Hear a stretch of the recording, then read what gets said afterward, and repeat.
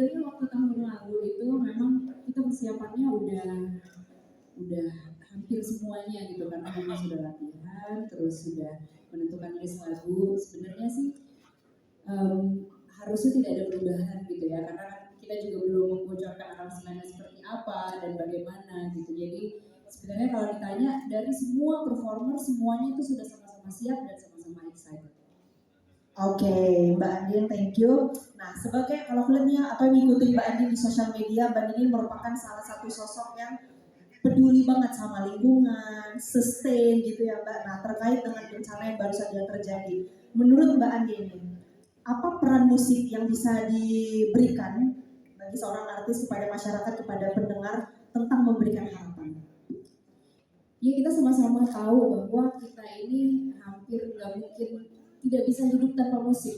Jadi sebenarnya musik itu tuh ada di mana-mana, bahwa musik itu sebenarnya adalah bahasa universal, bahasa Tuhan, bahasa kita semua sehari-hari yang menemani setiap kehidupan kita.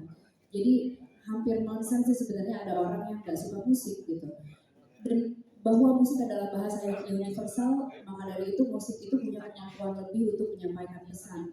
Pesan-pesan yang seperti apapun itu mungkin banget disampaikan oleh musik. Dan rasa-rasanya kita semua juga tumbuh besar itu juga dengan banyak sekali musik-musik yang membuat kita menjadi semangat, membuat kita menjadi lebih positif, punya harapan. Dan itu mungkin banget terjadi gitu. Dan aku banyak sekali berharap sebenarnya dari musik-musik yang aku bawakan, dari yang nanti teman-teman juga akan bawakan di Golomori, itu juga akan menambahkan semangat kita lagi untuk kembali bangkit. Termasuk tadi musik yang aku bikin untuk yang tadi dari tadi ada. Yes.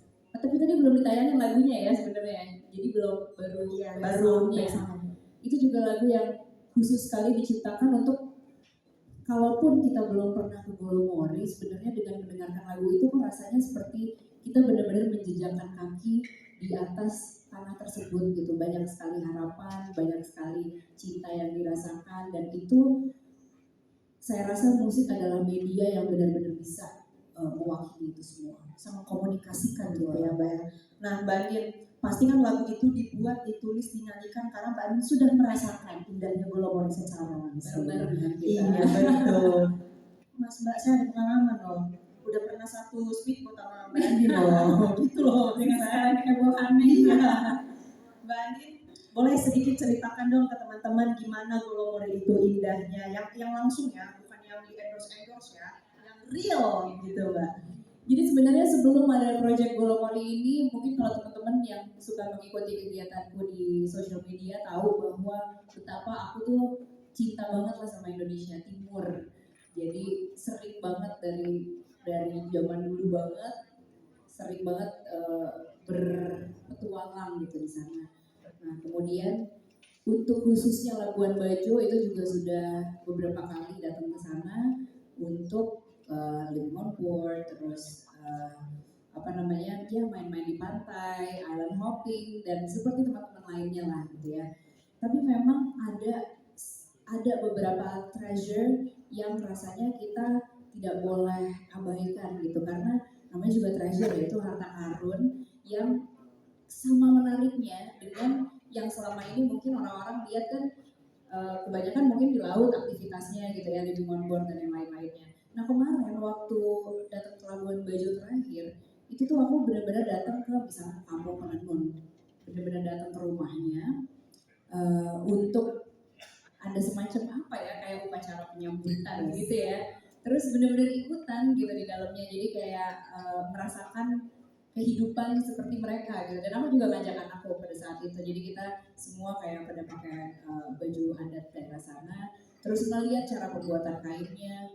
Kemudian selain itu juga sempat mampir ke sebuah restoran yang di sana tuh jadi ada satu restoran ya teman-teman semua, yang restorannya tuh kayak farm to table gitu, jadi kayak zero waste restaurant gitu. Tapi kita jangan bayangin restoran, jadi restorannya itu tuh bentuknya tuh adalah kayak lahan gitu, hutan gitu, dan di tengah-tengahnya tuh ada gubuk satu, itu gubuk duanya ada di sebelah sana, gubuk tiganya ada di sebelah sana, dan tidak ada menunya. Jadi menunya itu tergantung apa yang ada. di hari itu. Jadi yang dipanen di hari itu. Tergantung mereka metiknya apaan. Kemudian langsung lah kalau orang Jepang bilangnya omakase. Jadi terserah chefnya mau masak apa gitu. Jadi kira-kira seperti itu. Dan itu hal yang menarik sekali. Begitu aku tanya, ternyata banyak kan yang datang bule di sana gitu. Jadi menurutku, wah ini kayaknya kita sebagai masyarakat lokal gitu kayaknya perlu banget untuk tahu bahwa ternyata di Labuan Bajo tuh udah ada hal-hal seperti ini. Justru ini yang menarik, yang rasanya tuh kayaknya susah ditemukan di luar negeri gitu. Karena kan pangannya pangan-pangan lokal dengan ketika makanannya diantar tuh semuanya tuh pada pakai baju-baju daerah gitu semuanya.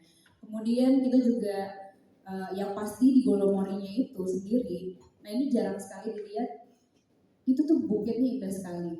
Jadi dari bukit tersebut kita bisa melihat gunung dan laut at the same time. Jadi ketika kita berdiri di tengah-tengah itu tuh kita kayak melihat keajaiban gitu karena 360 pemandangannya tuh kelihatan yang satunya gunung, yang satunya lautan gitu dan kita akan bernyanyi di sana itu sesuatu yang ajaib banget menurutku. Luar biasa. Boleh dong tepuk tangan untuk Tuhan. Oh, sudah memberikan berkat yang luar biasa.